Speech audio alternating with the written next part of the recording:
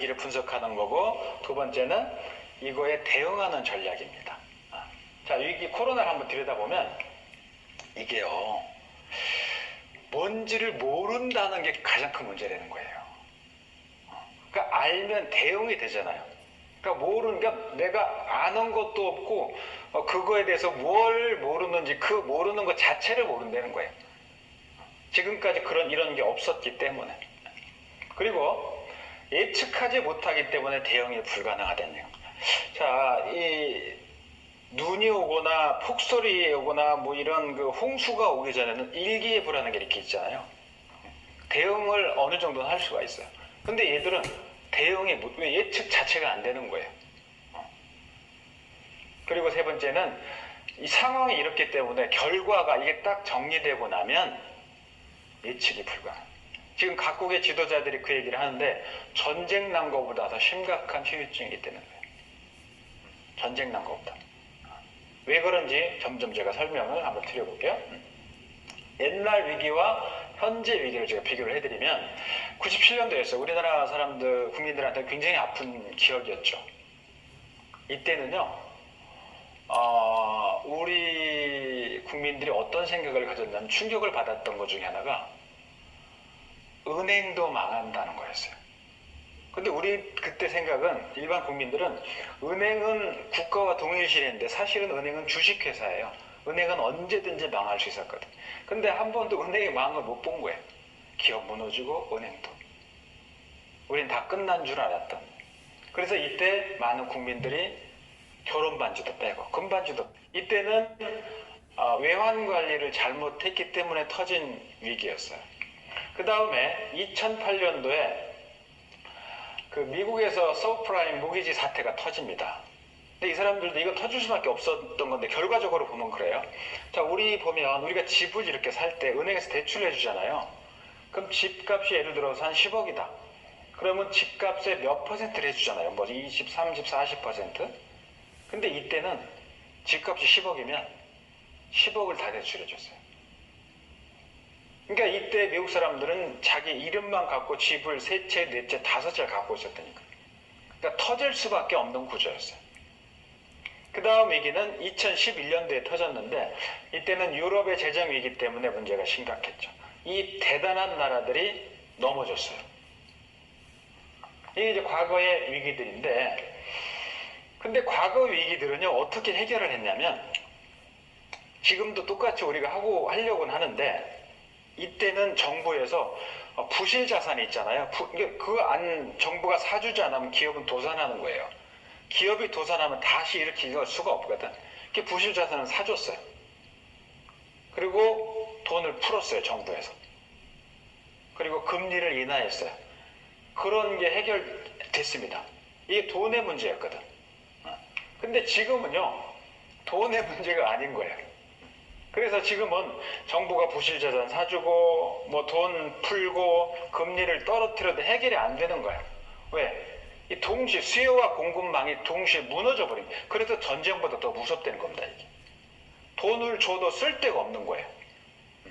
그리고 공급도 돈이 있어도 살 수가 없어요. 공장들이 문을 닫고 있기 때문에 생산을 못 하거든. 그래서 이때와 과거와 지금은 판이 다른 거야. 그래서 이런 걸 우리가 처음 경험하는 거예요. 수요와 공급이 동시에 중지됐어요. 옛날에는 한쪽이 문제였거든. 그리고 우리나라가요, 제 기억에 가장 낮은 금리를 현재 갖고 있어요. 0.75%. 이게 IMF 때 아까 97년도 그때는 얼마였냐면 제 기억에 38%까지 갔어요. 엄청 높았지. 금리가 떨어져도 돈을 쓸 데가 없으니까. 그리고 가동이 중단된 기업이 도산하는 거예요. 이거는 연쇄 도산합니다. 어떤 식당 하나만 딱 망하면 그런 문제가 아니에요. 기업의 이 연쇄는요, 이따 말씀드리겠습니다. 자동차사가 하나 망하잖아요. 그 부품이 2만 개가 넘게 들어간대요. 그러니까 2만 개 넘는 회사들이 줄도산을 하는 거예요. 이게 우리가 직면하고 있는 과거와는 다른. 그래서 아까 말씀드린 것처럼 탄자니아 동물원처럼 과거와는 다른 전략으로 여기에 어프로치를 해야지 과거하고 똑같이 해봐야 해결이 안 된다는 거죠. 이만큼 심각합니다. 지금은 우리가 일상관리 좀 팁을 좀 제가 드리는데, 이 내용은요, 제가 우리 아이들, 학생들 대학에 들어오면 1학년 학생이 제 수업을 이렇게 듣게 되는데, 전교생이 제 수업 대상이거든요. 그럼 이 얘기를 제가 오래전부터 했어요. 자, 한번 볼까요? 자, 이거 팁입니다. 이건 우리가 코로나와 관계없, 앞으로도 늘 이런 코로나가 또 와요. 올 수밖에 없어. 근데 여기 왔을 때 대응할 수 있는 방법, 간단한 방법들인데, 자, 수족고병, 폐렴, 독감, 이런 감염병의 70%를 예방 가능한 방법이 뭘까요? 손 씻기가 이렇게 중요하다는 거예요. 근데 질병관리본부에서 이 조사한 걸 보면 여기서 원래 권하는 게 이렇더라고. 30초 이상 흐르는 물에 비누로 씻으라 이거예요. 근데 거기에 해당되는 사람이 결론부터 말씀드리면 2%밖에 안 돼요. 그래서 그냥 물로만 씻는 경우가 있어요. 물도 어떻게 하냐면 저는 늘 이렇게 돌아다니니까 그 휴게소 화장실 가잖아요. 그러면 제가 볼 때는 3분 중에 1분은 그냥 가세요. 씻지 않는 경우, 그리고 비누로 30초 미만 씻는 경우, 이게 2%밖에 안 되더래요. 그래서 비누로만 씻어도 상당한 질병, 그러니까 70%를 미리 예방할 수가 있다는 거예요.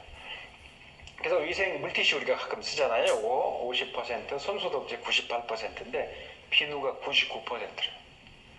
근데 이런 게 걱정되지 않아요? 화장실 좋아 교수님, 휴게소 같은 데 가서 손 씻는 건 좋은데 거기 보면 휴게소에는 이렇게 물 세제도 있지만 비누가 있는 경우 많잖아요. 또 비누가 이렇게 젖어서 물에 젖어 있는 경우 많죠. 써야 돼요, 안 써야 돼요? 걱정할 필요가 없대요.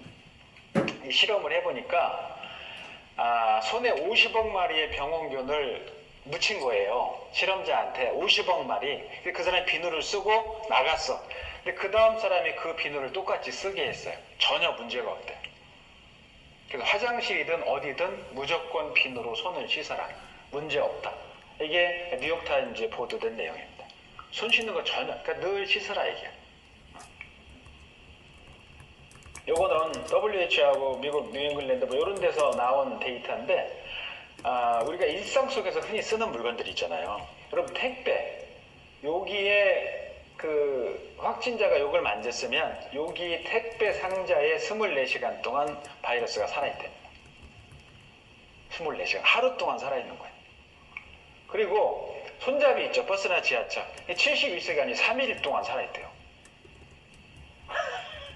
그리고 이 비말 있죠. 재채기 하거나 이게 공중에 30분 동안 떠있다는 거예요. 그러니까 우리 그동안 그런 별 생각 없이 자꾸만 이러잖아요. 이렇게 96시간 동안 지낼 때 유리폐면 4일, 3일 카트 손잡이 있죠. 근데 우리는 그동안 어떻게? 그냥 다녔던 거예요. 그래서 이게 우리한테 굉장히 큰 교훈을 주는 것 같아요. 말씀드렸지만 또 이런 일들이 터집니다. 계속 있을 수밖에 없대요. 몰랐던 바이러스가 나오고. 근데 최소한 우리가 그런 게 출현을 하더라도 우리가 우리를 지키려면 최소한 생활 속에 이런 팁들은 지킬 필요가 있다.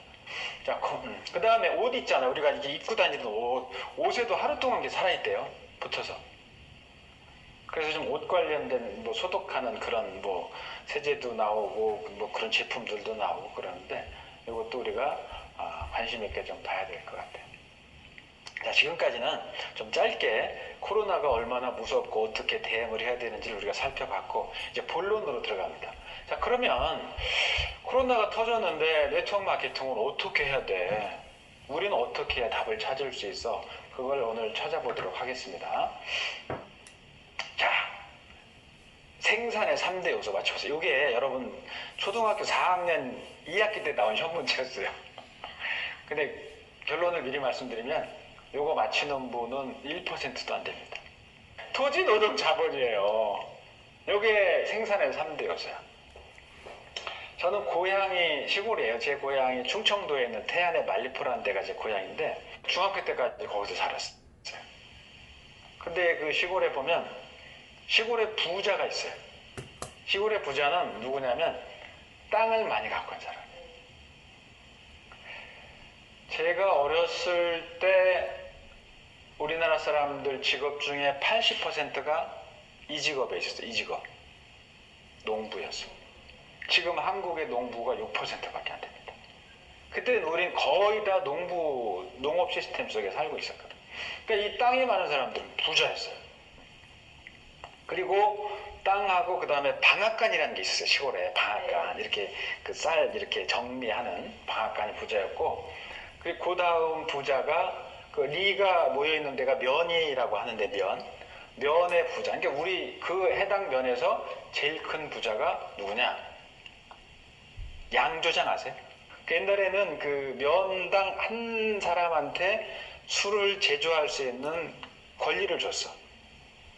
그래서 그 면에서 양조장에서 이렇게 술을 만들면 리에서 와서 그 경운기 같은 거로 그걸 싣고 가서 막걸리를 팔았어요. 뭐 어떤 사람 막걸리도 물 타고, 옛날에 그랬어. 물 타고 막 이렇게 팔았다. 그 집이 제일 부자였지. 하여튼 옛날엔 땅만 있으면. 근데 지금은요, 제가 이렇게 농번기에도 전국을 돌다 보면 그러니까 논과 밭들이 놀고 있는 데들이 엄청 많아요. 옛날에 노는 땅이 없었어요. 옛날엔 개간을 했거든. 산도 개간해서 뭐를 심었단 말이에요. 근데 요즘 왜 땅에 놀고 있을까요? 돈이 안 되는 거야. 그러니까 인풋 대비 아웃풋이 안 맞아. 농사를 지려면 비료도 씨앗도 사람도 사서 지어서 그걸 팔아서 수익을 남겨야 되는데 이게 타산이 안 맞는 거야. 그러니까 못 쥐는 거지. 놀고 있는 땅들이 엄청 많았어. 그리고 노동, 옛날에는요, 모든 사람이 거의 내가 원하기만 하면 일자리가 다 있었어요. 그때는 인건비가 비싸진 않았지만 사람들은 일할 때가 다 있었어요. 자, 지금 보세요. 지금 자본주의 사회에서 가장 큰 문제 중에 첫 번째 문제가 뭐예요? 실업이에요. 맞아, 일자리입니다. 일자리가 너무나, 지금 우리나라는 더 심각할 거예요. 지금 이 코로나 터지고 나서 수많은 사람들이 갈 데가 없어요. 제가 어제 데이터를 보니까 미국의 실업자가 2천만 명입니다. 2천만 명.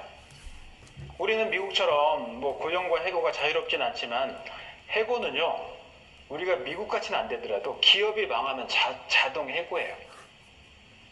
그러니까 지금의 사람들이, 옛날엔 이 노동이 필요해서 노는 사람이 없었는데 요즘엔 노는 사람이 너무나 많은 거야. 그러니까 이거는 지금은 필요가 없는 거예요.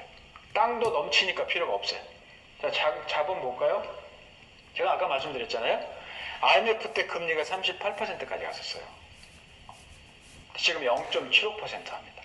왜? 돈이 갈 데가 없어요. 넘쳐나는 거예요. 그러니까 옛날엔 이게 다 필요했어요. 지금은 다 넘쳐나.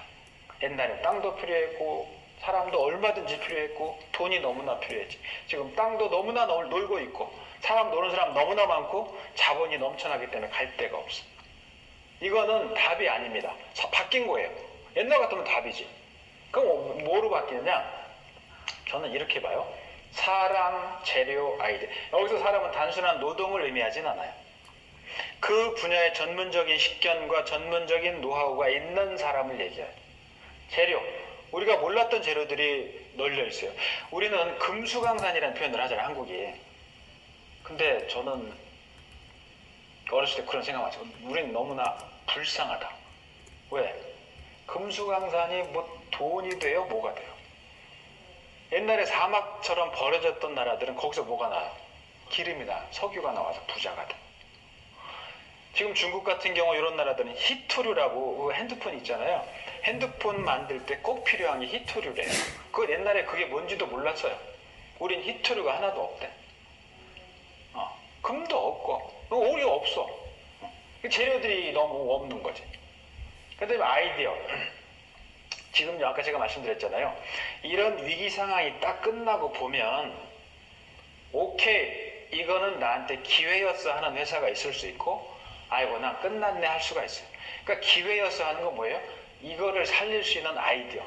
이거는 나한테 기회야. 잡는 거죠. 남보다 먼저 잡는 게 필요해요. 여러분 하다못해 주식을 하더라도 그래요. 주식이 지나고 나서 보면 내가 그때 샀어야 되는데 이렇단 말이지. 근데 그때 샀어야 될 때 산 사람이 있고, 샀어야 되는데 멈추다가 나중에 올라가서 상투를 잡는 사람들도 있어요. 그러니까 충분한 분석을 한 통한 남들과 다른 아이디어가 필요하다. 이거는 끝났고 이게 그래서 저는 이거는 의미가 없다. 왜? 넘쳐나기 때문에. 그럼 뭐야? 이런 거를 연결하는 게 답이라고 표현하는 거예요. 자, 연결이 뭐예요? 네트워크에서 가장 중요한 게 뭡니까? 사람과 사람을 연결하는 거예요. 저는 네트워크 사업을 강의를 제가 한 지가 한 16, 17년 정도 되는데 어떤 분들 보면 네트워크는 판다는 표현을 하는데 저는 그렇게 표현하지는 않아요. 네트워크는 파는 사람. 팔면 여러분 보세요. 이 방송을 보시는 우리 시크릿 그 리더분들도 보시면 내가 판다면 파는 게 비행기를 파는 건 아니잖아요. 비행기나 무슨 탱크나 미사일이나 잠수함을 팔면 커미션이 많이 오지. 그죠? 근데 내가 파는 게 뭐예요? 판다는 즉 파는 게 뭐야? 제품들 아니에요. 사회에서 만들어진 그런 제품들. 그런 제품을 팔아서 내가 리더분들 그런 엄청난 수익을 어떻게 올려요? 올릴 수가 없어요. 이건 파는 게임이 아니에요. 사람을 리크루팅해서 조직을 늘려서 제품을 전달하는 게임이지 결코 파는 게임. 팔면 한계가 딱 있거든. 이 업의 답은 뭐냐면 연결하는 게 답이다 이게. 연결. 그래서 있는 거를 연결하는 거. 너 땅 많지? 놀고 있지? 너 땅 필요하지? 연결. 너 이 제품 필요하잖아? 너 제품 만들고 있지? 내가 연결해 줄게. 이건 세계에서 하나밖에 없는 시스템이야. 세계에서 하나밖에 없는 재료야. 사회에서 나오는 게 그렇잖아요. 시크릿 제품들이. 너 필요하지? 피부에 무슨 문제가 있어? 내가 연결해 줄게. 이게 답이에요. 그래서 여러분 사회에서 나는 그 소금이 좋다고 여러분이 그 사업을 하면 돼, 안 돼? 안 되는 거예요. 여러분 사업하면 안 되는 거지. 여러분 사업이란 뭐 여러분 가서 제조하고 그러면 안 되는 거예요. 제조하려면 얼마나 많은 돈들이 또 필요해. 그럴 필요 없어요. 이미 있는 거를 내가 답이 뭐냐? 연결하는 게 답이에요. 자, 그러면 손 교수 당신 얘기한 대로 진짜 연결이 답입니까? 그런 의문이 있을 수 있어요. 근데 그런 답들을 제가 입증을 좀 해드리면 이건 제가 주장하는 건 아니고 기존에 있던 내용들을 객관적으로 입증을 좀 검증을 해드리면 자, 이 여행자한테 꼭 필요한 게 뭐냐면 이런 숙소입니다. 근데 지금까지는 돈이 있는 사람이 땅을 사고 이렇게 호텔을 만들어서 여행객을 유치했어요. 지금까지 시스템이 그래서 아까 생산의 3대 요소가 뭐였어요? 토지, 노동, 자본이야. 그게 있는 사람들이 이걸 했단 말이지. 근데 제가 뭐라고 그랬어요? 이게 답이라고 그랬잖아요. 생산하지 마라. 생산은 따로 있다. 연결이. 그래서 이 둘을 연결한 회사가 있어요. 요즘 젊은 친구들이 많이 가는 데인데. 정답 에어비앤비. 이 회사의 역할은 뭐예요? 연결하는 거예요. 그래서 여러분 뭐 이런 호텔 체인들 보면 전 세계 체인들 많이 있잖아요. 요즘 호텔 체인들 아주 죽습니다. 손님이 어느 정도인데 힐튼 호텔 아실 거예요. 힐튼 호텔이 100년이 넘은 회사입니다. 근데 힐튼 호텔이 갖고 있는 전 세계 방이 65만 개래요. 힐튼 호텔 체인 방이. 근데 에어비앤비 방이 몇 개냐? 200만 개. 기업 가치가 34조 원. 근데 여러분 보세요. 이 에어비앤비가 갖고 있는 200만 개 방이 에어비앤비 거예요? 아니죠. 누구 거예요? 개인 주인 거예요. 주인은 따로 있는 거예요. 근데 에어비앤비가 한 건 뭐예요? 연결이야. 에어비앤비는 호텔을 지은 적도 없어요. 자, 여행자는 역시 이동수단이 필요하죠. 그 돈 있는 사람들이 회사를 만들고 차를 사고 기사를 고용해서 승객을 날라서 돈을 벌어요. 근데 이 둘을 연결한 회사가 있어요. 우버. 딩동댕 우버. 그래서 미국에는 100년이 넘는 회사들이 이렇게 있는데 이 GM이나 포드 이런 회사들, 미국 빅3 자동차 3사의 기업 가치가 127조 원이래요. 근데 우버의 기업 가치가 135조래요. 우버는 얘들처럼 차를 만들어요? 얘들이 소유한 차가 있어요? 없어요. 그 차 누가 소유하는 거예요? 개인이. 내 차를 내가 소유하는 거고 우버는 뭐만 하는 거예요? 연결만 하는 거예요. 옛날에 이런 개념 자체가 없었어요. 없었어요. 아니 남의 차를 어떻게 타냐? 택시도 아니고 이랬다니까. 아까 그랬죠. 사람 재료 아이디어가 답이다. 이런 아이디어가 세상의 판을 바꾸는 거예요. 100년이 넘은 회사들이 갖고 있는 기업 가치보다 애들이 훨씬 높아. 얘들이 뭘 했기 때문에? 연결했기 때문에. 우리나라 사례 보면 소비자는 제공자한테 주문하면 오고 뭐 가서 사 먹든지 식당 같은 경우도 가서 내가 직접 먹고 식당에서 만들어주기 그러죠. 우리가 밥을 먹으려면 어디 갔어요? 식당에 가야 됐어요. 근데 이 둘을 연결한 회사가 있어. 한국 회사죠. 배민이 저번에 팔린 거 보니까요. 야, 4조 7,500억이 팔렸다. 근데 이 배민이 식당을 만들어서 요리를 했어요? 아니에요. 연결만 한 거예요. 상상치 못하는 가치를 지닌 거예요. 옛날에 이 생각 못했거든. 근데 누군가는 한 거예요. 그래서 여러분 정리를 해보면 에어비앤비나 우버나 배민이 여러분 제가 질문을 하면 맞는지 틀린지 한번 답을 한번 해주세요. 자, 이 회사들이 제조 공장 갖고 있었어요? 없었어요. 제조 공장 누가 갖고 있어요? 개인이 갖고 있는 거야. 회사가 갖고 있고 식당이 갖고 있어요. 얘들은 없었어요. 자, 이들이 재고 갖고 있었나요? 없었어요. 호텔 방 안 팔리면 재고를 누가 안아야 돼요? 에어비앤비는 개인이지. 호텔은?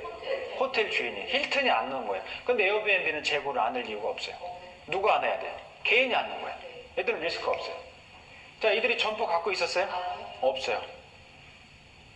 200만 개 방을 관리하려면 얼마나 많은 점포가 필요하겠어요? 점포 필요 없어요. 우버도 마찬가지. 자, 이들이 엄청난 사업 규모에 맞는 유급 인력이 필요한가요? 없었어요. 자, 여러분 그러면 에어비앤비 200만 개 방을 관리할 때 그 방 관리하는 사람 월급 줘요? 에어비앤비에서 월급 주나요? 안 줘요. 왜 안 줘요? 그렇죠. 자기 거니까 자기가 관리하니까 돈 줄 이유가 없는 거야. 차도 마찬가지예요. 마찬가지예요. 배민에서 식당 주인한테 월급 안 줍니다. 안 줘요. 자, 이들이 파산하면 리스크는 뭐예요? 없어요. 이 규모에 맞는 리스크는 없어요. 예를 들어서 힐튼이 파산하면 엄청난 리스크가 있죠. 전 세계적으로. 말도 못할 거예요. 아까 포드나 이런 회사가 파산하면 엄청난 데미지가 있겠지. 식당이나 이런 데도 개인적인 데미지가 크죠. 근데 이런 회사들은 이 규모에 맞는 리스크는 없어요. 없는 거야. 뭐만 했기 때문에? 연결만 했기 때문에. 자, 그러면 이 사람들의 업무는 뭐였어요? 연결이야. 이 답이에요. 그래서 이런 시대에 굳이 생산하지 마라. 재고 갖고 있지 말고 점포 갖고 있지 마라. 왜 갖고 있어? 유급 인력 왜 써? 갖고 있지 마라. 뭐만 잘해? 연결. 자, 그러면 여러분 에어비앤비나 우버나 배민 같은 이런 회사들이 세상에 없었던 걸 개발했잖아요. 이 사람들이 무슨 특별한 기술이 있었어요? 없었어요. 그럼 뭐만 했어요, 애들이? 연결. 그래서 뭐만 바꾼 거야. 구조만 바꾼 거야. 호텔 하려면 호텔 지어야 됐어요. 차 생산 라인 다 있어야 됐다니까. 근데 그 소유에서 뭐로 바뀌었어요? 연결로 바꾼 거야. 여러분들도 이런 얘기 보고 에어비앤비나 우버는 남 얘기지만 만약 배민이다 그러면 내가 왜 저 생각을 못했을까 여러분 생각할 거예요. 내가 왜 못했지? 남들 다 하는데 남들 다 한 게 아니에요. 어떤 사람만 그 생각을 한 거지. 세상은 이렇게 변합니다.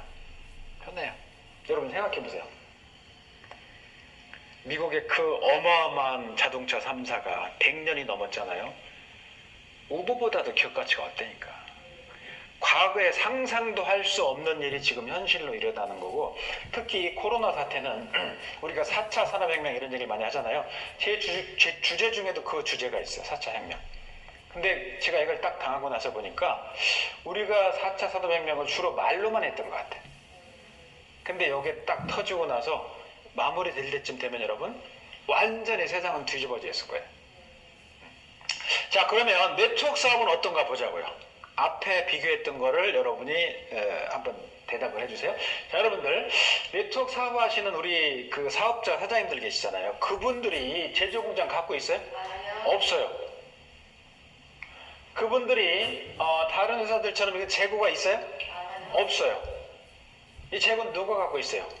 회사가 갖고 있는 거야. 제품은 누가 제조해요? 회사가 하는 거야. 자, 그러면 사업자 사장님들이 점포 갖고 있어요? 없어요. 이게 얼마나 감사한 일인지 요즘 아실 거예요. 점포 필요 없어요. 갖고 있지도 않아. 자, 사장님들이 어떤 리더분들 보면 수입이 굉장히 크잖아요. 그 수입을 견인할 만한 많은 파트너가 있잖아. 그분들한테 월급 줘요?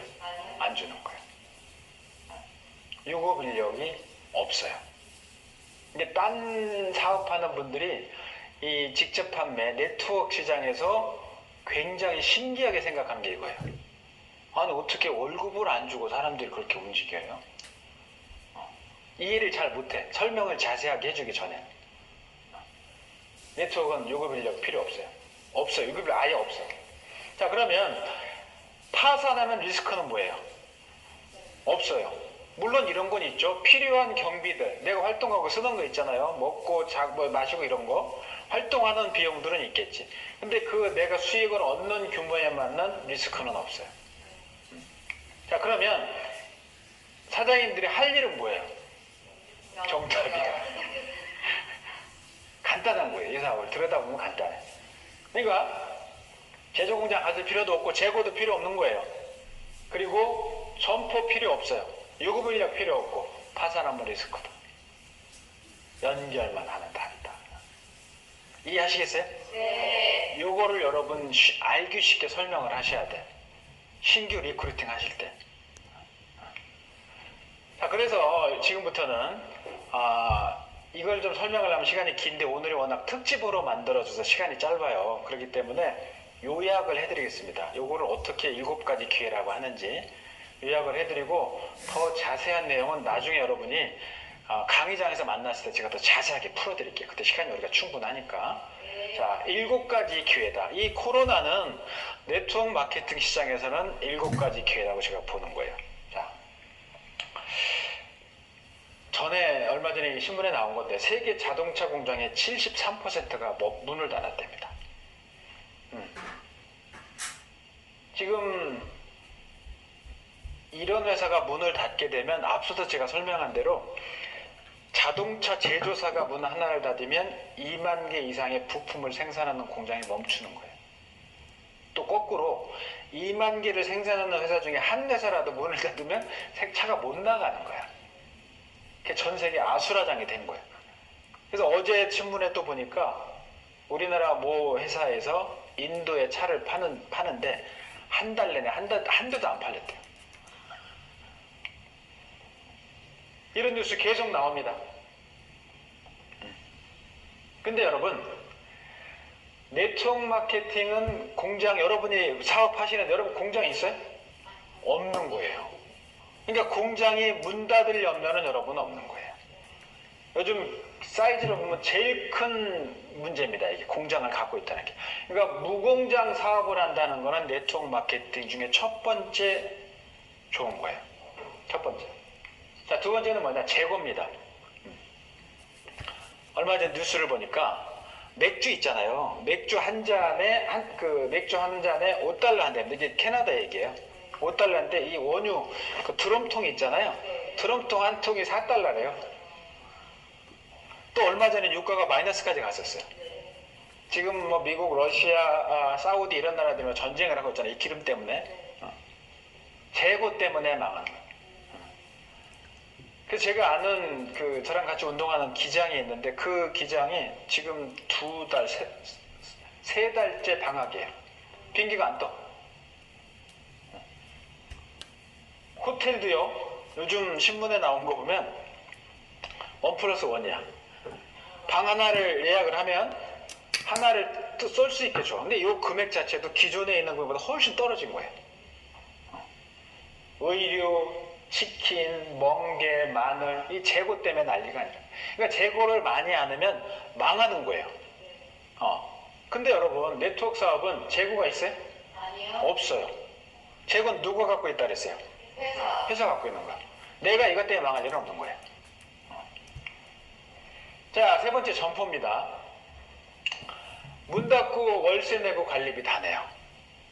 이건 식당도 마찬가지고 사업도 똑같아.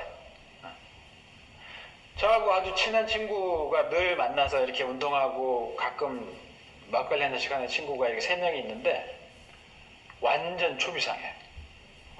저도 초비상이죠. 저는 본업은 교수지만 학교에서 나오는 월급은 제가 전체 버는 사이즈에 비해서는 굉장히 작은 거예요. 근데 제가 메인 수입이 강의 수입이거든, 방송하고. 근데 이 시장이 이 코로나 터지고 나서 제가 보통 때는 한 달에 강의를 하루 이틀 빼고는 매일 있어요. 저는 어떤 데 하루에 4개가 있는 날도 있었어요. 이게 딱 문 닫힌 거야. 제가 개인적인 타격이 얼마나 크겠어. 근데 그 친구들 만나면 제가 그 친구들한테 할 말이 없더라고. 한 친구는 그 법무법인 대표 변호사인데 법원이 문 닫았잖아요. 그러니까 소송 진행이 안 돼. 그래서 그 친구가 자기 사무실 변호사들하고 직원들 월급 주는 게 한 달에 3억이래. 수입은 0원, 지출이 3억이야, 한 달에. 또 한 친구는 더해. 이 친구는 극장 하는 친구인데 이렇게 바닥 면적이라고 그러죠. 한 층에 1000평짜리인데 그게 8층이야. 8000평짜리 극장이 엄청 큰 극장이야. 근데 그 극장이 대구에 있어. 근데 그 친구도 저한테 그러는 거예요. 야, 송 교수, 너는 인컴이 끊겼을 뿐이지 수입이 끊긴 건데 우리는 수입도 끊기는데 지출이 늘어. 지출은 정해져 있는 거야. 계속 줘야 돼. 이게 못 버티는 거야. 이게 굉장히 치명적인 거야. 그래서 이걸 못 버티면 도산하는 겁니다. 근데 네트워크 사업하시는 우리 사장님들 점포 갖고 있어요? 아니요. 없어요. 월세 냅니까? 아니요. 없어요. 관리비 돼요? 아니요. 없어요. 사무실이 뭐예요? 내 몸이 사무실이야. 어디 가 있든. 네트워크 사업이 재미난 게 내가 가 있는 게 네트워크는 모든 게 일이고 모든 게 노는 것 같아. 여행도 자주 가시잖아.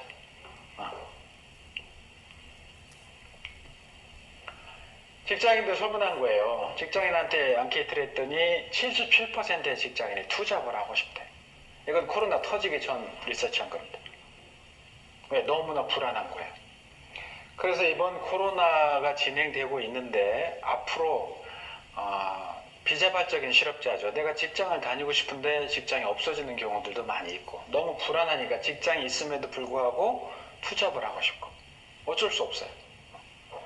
저는 그 리더분들하고 여러 회사 리더분들하고 오랫동안 잘 알고 있는데 이렇게 통화하시다 보면 개인적으로 이런저런 얘기 하실 거 아니에요? 재밌는 얘기를 하세요. 교수님, 지금요 이 사업이 최고예요. 이거는 점포 이 인건비 이거 없잖아요.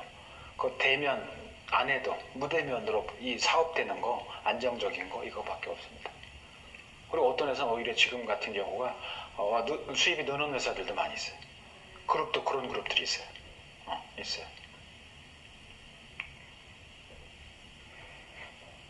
그런데 아까 제가 말씀드린 대로 절대 공장이든 제조든 하지 말라 그랬잖아요. 근데 구조적으로 보면 한 번의 창업은 필수입니다. 왜 그러냐면 정년이 정해져 있지만 정년까지 가는 경우는 극히 드물어요.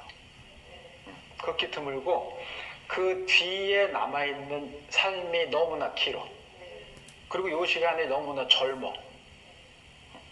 그래서 그 사람의 직업이 뭐래도 무슨 사람 판사든 의사든 한 번의 창업은 필수적으로 할 수밖에 없는 구조를 갖고 있다.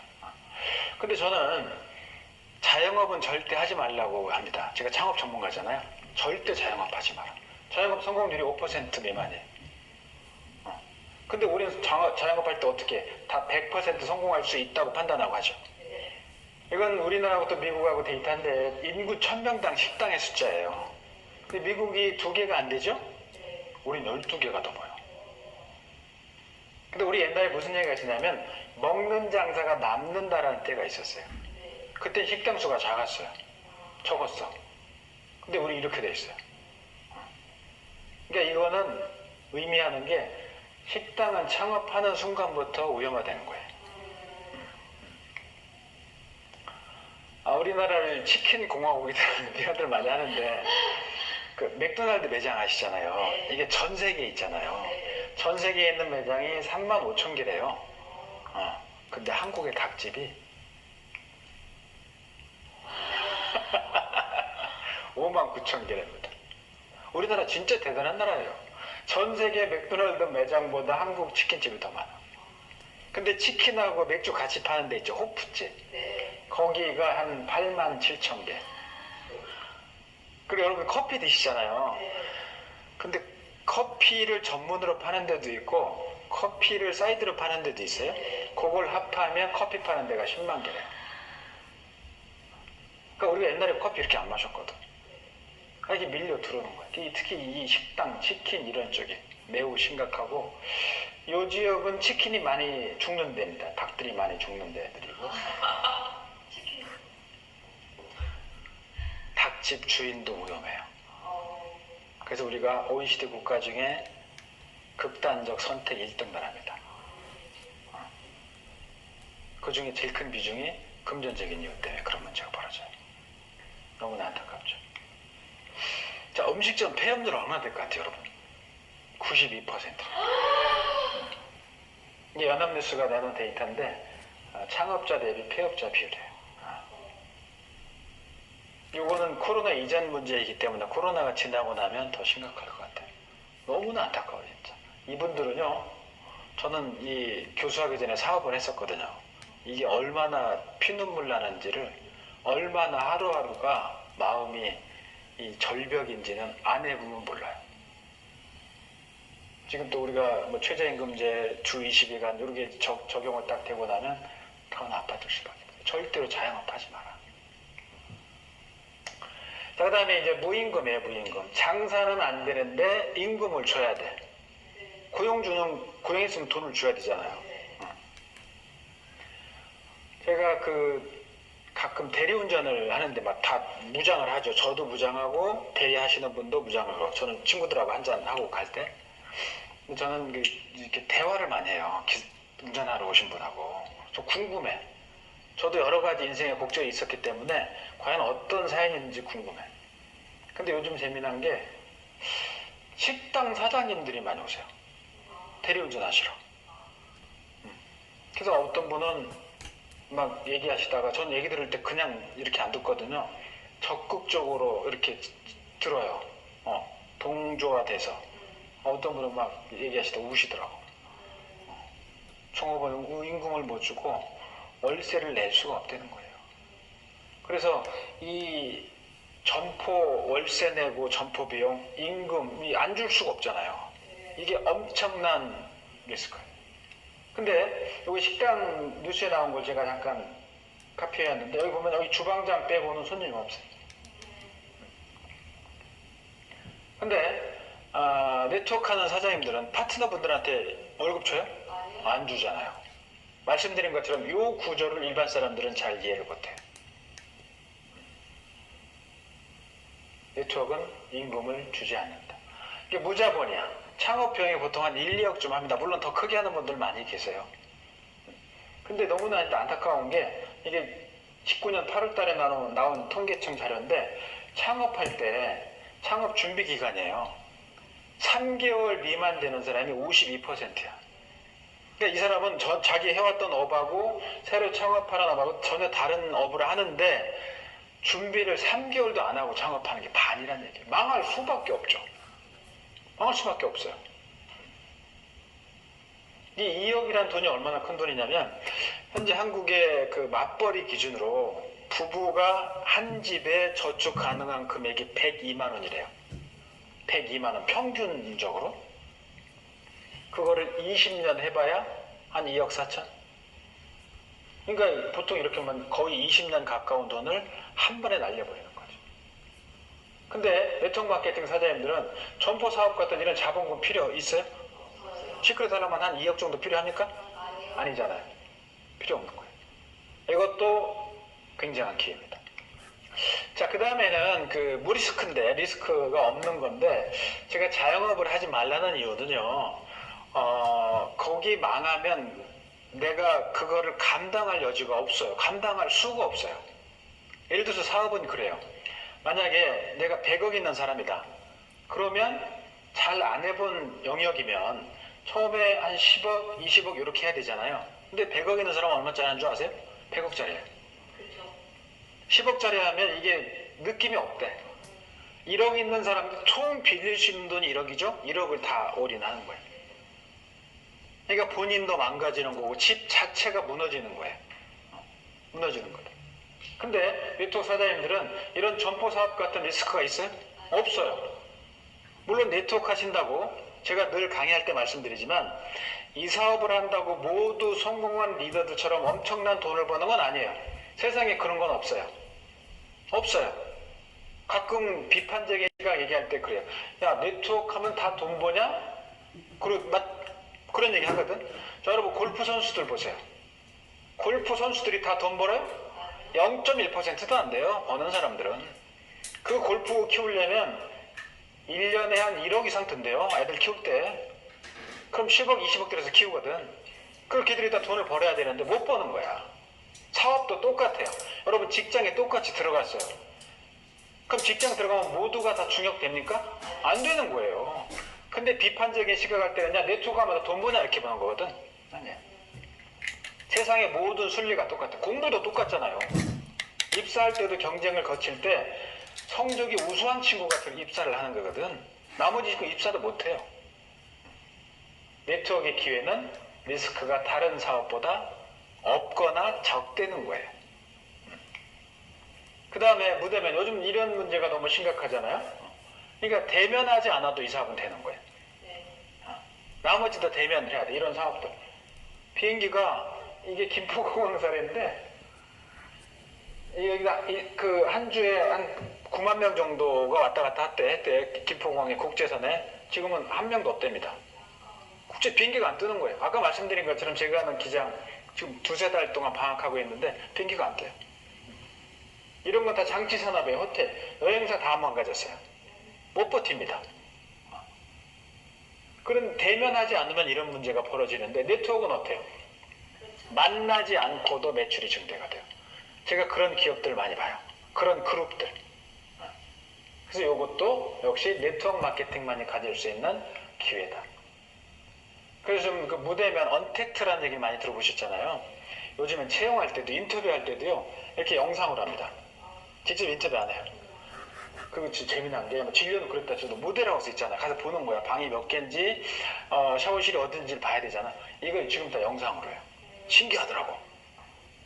영상으로 하니까 왜 이걸 지금 했냐 그러는 거야. 해보니까. 근데 우린 가서 봐야 되잖아요. 그러지 않았대. 그래서 이런 쪽 영역이 굉장히 넓어졌어요. 오히려 코로나 때문에 이런 가정 간편식 집에서 다 시켜 먹잖아요 요즘에. 온라인 소비. 그다음 TV 많이 보잖아요. 무슨 뭐 넷플릭스 이런 거. 온라인 강의. 저도 개강을 했는데 지금 우리가 초반에는 전체 화상 강의를 해요 지금. 쌍방향 우리 학생들하고 화상 강의를 하는데 제 방에서 학생들하고 실시간으로 합니다. 이게 굉장히 발달되어 있어요. 근데 그거 보니까 단점도 있지만 장점도 많아. 이번에 해보니까. 그래서 말씀드린 것처럼 4차 혁명은 코로나 때문에 굉장히 우리한테 가까워지는 것 같아요. 온라인 수요하지. 근데 이런 거 여러분 자세히 보세요. 현재 이런 게 여러분 하는 다 그 사업하는 데 다 연결되어 있어요. 먹고 바르고 그잖아요. 온라인 돼 있고요. 그 다음에 수요도 택배로 다 배송이 되고 만날 필요가 없는 거예요. 그래서 요거를 정리를 하면 그래요. 이 위기는 제가 볼 때는 그냥 손 놓고 있으면 안 된다. 특히 네트워크 사업 같은 경우는 코로나가 기회일 수 있다. 7가지 기회. 첫 번째, 공장이 필요 없다. 재고가 필요 없어요. 그 다음에 점포가 필요 없죠. 임금 안 줘도 돼. 자본이 필요 없어. 그리고 리스크가 타 사업보다 훨씬 적거나 없어요. 요게 제가 볼 때는 네트워크의 굉장한 기회다. 맞아요, 틸레? 맞는 거예요. 그래서 이런 얘기들을 들으시고 오늘 방송을 보시는 우리 시크릿 패밀리 분들은 이런 얘기를 들으시고 주변에 전달을 제대로 하셔야 돼요. 이런 일은 반드시 또 생겨요. 그래서 끝나지 않습니다. 몰랐던 것들이 계속 나오게 돼 있거든. 그럼 나올 때마다 또 우리가 움츠리고 이렇게 넘어져야 되냐? 아니란 얘기죠. 오히려 이거는 기회일 수 있다. 대면하지 않고. 그래서 내 플랫폼을 만들고 연결하면 성공하는 게 답이라는 게 제 이제 결론인데, 플랫폼 비즈니스는 이런 거예요. 우리나라 요게 제일 발달된 게, 여러분 핸드폰 늘 쓰는 카카오 아시죠? 카카오톡, 뭐 카카오 택시, 카카오 뱅크 없는 게 없어. 이게 플랫폼 비즈니스의 전형적인 모델인데, 예를 들어서요, 이게 체인형 플랫폼 비즈니스를 보면 스페인에 있는 회사가 바지가 필요하면 옛날에 이 친구들이 다 만들었어요. 근데 지금은 통째로 중국에 오더를 줘요. 그 스펙, 컬러, 남녀, 비율 딱 줘. 그럼 이 친구들이 만든 게 아니라 이걸 또 다 발주를 해.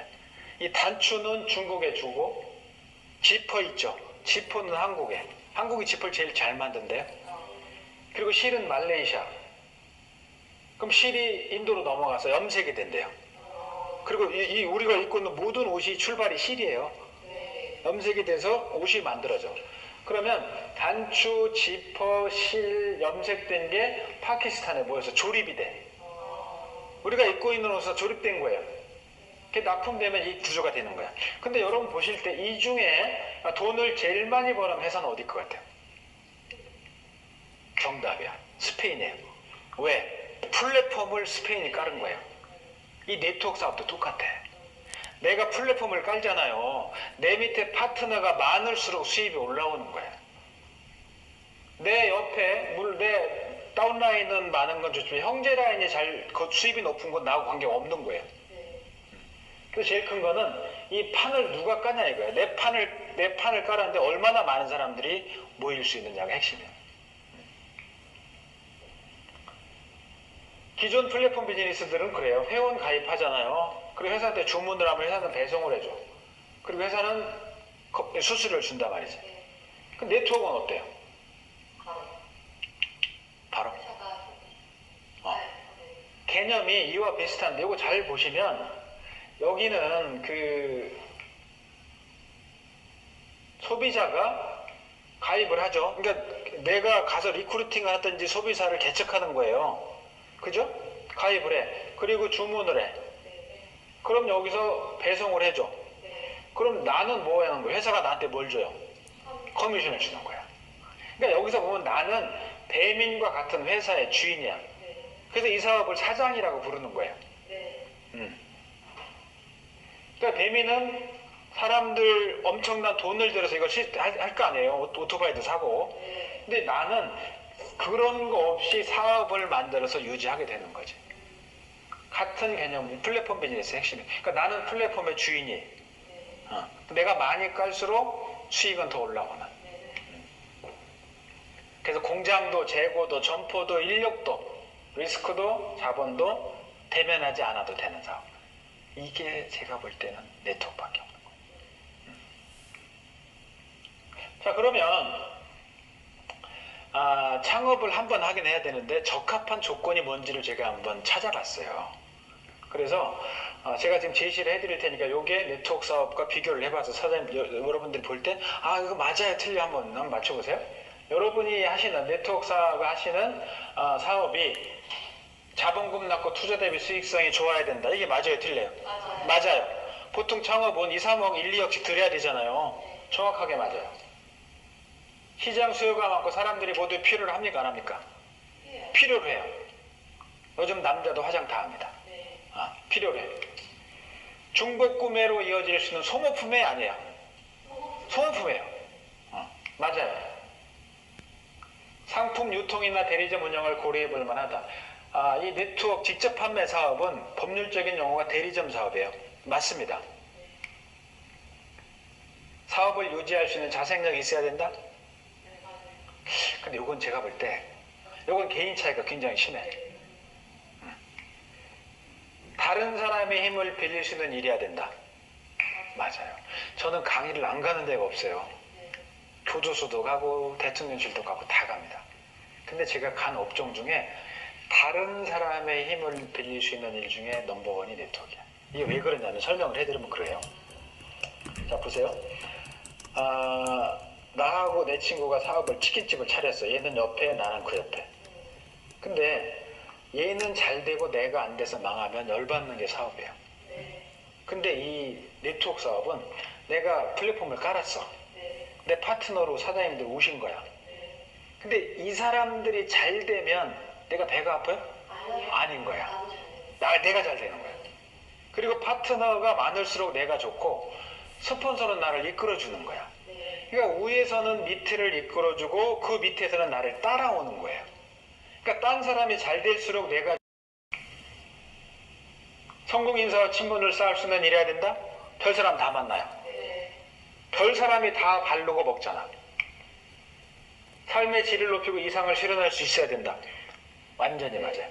제가 이렇게 그 그룹별로 세미나를 가보면 여기 자주 눈에 띄는 분들 있잖아요. 제가 자주 가는 그룹들이 있으니까 처음에 이제 애기 사업자예요. 네. 근데 점점 커 이렇게 성장해. 그러면 차도 바뀌고 맞아요. 나중에 집도 바뀌어요. 네. 그리고 품격도 바뀌고 네. 그리고 수입이 좋으니까 아이들도 좋은 학교에 보내. 네. 그리고 나중에 아이들 좋은 데 취직도 해. 삶 자체가 바뀌어요. 맞아요. 자신의 천부적인 재능을 발휘할 무대가 있어야 된다. 요거는 제가 5번과 비슷해. 개인 차이가 많아. 10번째, 인정을 받고 끊임없는 수요가 있어야 된다. 수요가 끊임이 없어요. 잘 될수록 인정을 더 받아. 이게 창업의 기준인데 요거는 제가 주장하는 기준이 아니고 하버드 대학이 주장하는 창업 10대 기준. 그래서 여러분들이 리크루팅 하실 때도 가서 다짜고짜 얘기하지 마시고 이런 데이터를 놓고 둘이 앉아서 얘기를 하는 거예요. 야, 자영업은 이런 리스크가 있대. 식당이 망하는 게 92%래. 그거 할래? 아니면 창업해야 되는데 이런 걸 할래? 저 같으면 하겠어요. 근데 이걸 줄이면 요약하면 이래. 돈은 투자하지 않는 게 좋아요. 왜? 망할 수도 있잖아. 그죠? 시간과 노동은 투자해야 돼. 방법이 없죠. 만약에 잘못돼도 리스크가 없거나 줄여야 돼. 제가 볼 땐 이런 업종을 찾는 게 답이라 이거예요. 이런 업종이 요약하면 뭐예요? 맞아요. 그래서 네트워크 사업은 나 혼자가 사장인 거예요. 혼자가 사장이에요. 많으면 내가 회장이야. 그룹의 회장 같은 개념이야. 많은 수익들이 올라오니까. 만약에 잘못돼도 공장도 없고 재고도 없기 때문에 리스크가 없거나 줄일 수 있는 거예요. 1인 사업이 답이라 이거예요. 그래서 말씀드린 것처럼 성공한 리더분들이 그 얘기를 하는 거예요. 아까 말씀드렸잖아요. 교수님, 이게 답이에요. 종업원 임금 안 줘도 되고요. 월세 안 냅니다. 뭐 없어요. 그냥 전화만 오면 배송이 돼요. 전화할 필요도 없으면 인터넷 다 돼. 이런.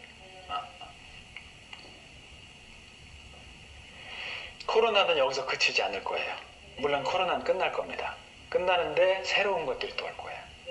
그래서 사람들이 오고 나서 우왕좌왕 할 게 아니라 준비를 하는 게 보통 이렇게 투자하는 사람들 보면 기다려요. 위기도 똑같아요. 좋은 상황에서 성장하는 것보다 안 좋은 상황에서 성장하는 게 훨씬 더 효과적이라는 거예요. 그 준비된 사람들은. 자, 요즘 보복 소비라는 얘기가 유행을 하고 있는데 하버드에서 요거를 연구한 적이 있었어요. 그래서 두 팀을 나눠서 한 팀은 슬픈 영상을 보여준 거예요. 막 눈물 흘리는. 또 한 팀은 자연 다큐를 보여준 거예요. 보여주고 그 문 앞에 물병을 놨대. 나가면서 물병을 사는 조사를 한 거예요. 그때 슬픈 영상을 봤던 사람이 자연 다큐를 본 사람보다 구매율의 30%가 높아지더라는 거. 근데 요즘 여러분 저도 어제하고 그저께 신문 계속 보니까 백화점 매출이 작년보다 작년 요 시즌보다 지금 더 늘었다는 거예요. 특히 그 중에 뭐가 늘었냐? 보셨네요. 명품이 더 늘었대요. 왜 그러냐면 슬프고 우울할수록 자신의 가치를 낮게 평가한대. 내가 이게 이렇구나 내 인생이. 그래서 뭔가 비싼 걸 사면서 보상받으려는 심리가 있다는 거예요. 저는 솔직하게 진심으로 말씀드리면 저는 네트워크 리더분들을 진심으로 존경합니다. 왜 그러냐면 제가 처음에 네트워크 시장에 강의에 올 때가 한 16, 17년 전이었어요. 지금부터. 그때는 세상이 어땠냐면 네트워크한다, 다단계 그러면 간첩인 줄 알았던 때가 있어요. 간첩이야. 뭐 생긴 것도 이상하고 막 이렇게 뿔 달리고 막 이런 인식됐던 때가 있었어요. 근데 지금 리더들이, 성공한 리더들이 그 시간을 견딘 거예요. 견딘 거예요. 진짜 대단한 사람들이죠. 이분들은 국가도 못했고 부모도 못했던 걸 해줍니다. 파트너한테. 그게 뭐냐? 통장의 잔고를 채워주는 거예요. 부모 못합니다. 국가도 못해요. 통장의 잔고가 채워진다는 얘기 뭐냐면 자유가 생기는 거예요. 삶이 바뀌는 겁니다. 그래서 제가 처음에 가서 보면 초기 사업자 때는 그래요. 저 스폰서는 나 때문에 먹고 사는 사람이야 이래. 근데 그분들이 성장하면 물론 자기 스폰서하고 사이가 안 좋을 수도 있어요. 인간은 다 그랬잖아요. 형제간에도 안 좋잖아요. 부부간도 안 좋고 누구나 다 있을 수 있어. 근데 스폰서하고 관계가 안 좋더라도 성공한 리더들이 무슨 얘기를 똑같이 하냐면 저분 때문에 내 인생이 바뀌었습니다. 그 얘기를 해요. 그러니까 인생을 바꿔주는 사람들이 리더들이에요. 그래서 저는 이분들을 진심으로 존경해요. 그래서 여러분들도 오늘 방송을 보시는 분들도 존경받는 리더가 돼서 그런 것들을 좀 더 넓게 영향력을 펼쳐서 파트너들한테 지갑에 돈을 채워주고 통장에 돈을 채워줘서 자유를 줄 수 있는 일을 좀 하셨어요. 오늘 강의를 정리를 할 때가 왔네요. 저는 희망하면 늘 생각나는 시가 하나 있는데 그 중국의 철학자 루신이라는 사람이 쓴 시가 있어요. 희망이란 있다고 할 수도 없고 없다고 할 수도 없다. 그것은 땅 위에 나 있는 길과 같은 것이다. 근데 원래 땅 위에는 길이라는 게 없었다. 사람들이 많이 다니다 보니까 그게 길이 된 것이다 라는 시가 있어요. 이 영상을 보시는 우리 사장님들 많은 분들이 그런 얘기를 합니다. 코로나 때문에 힘들어 못하겠어 어려워 이런 얘기를 하겠지만 이게 말씀드린 것처럼 7가지 기획으로 인식한 분들이 계실 거예요. 그분들한테는 이게 엄청난 기회가 될 겁니다. 어쨌든 코로나는 끝나요. 왜 그러냐? 지금까지 인류가 존속한 이후에 바이러스가 인간을 이긴 적은 없었어요. 그래서 이 힘든 시기에 여러분들이 다른 사람들은 주저하고 있을 때 파이팅을 해서 한 번 더 붙어본다면 여러분들은 반드시 그 위너가 될 겁니다. 저도 여러분들을 위해서 응원하겠습니다. 감사합니다.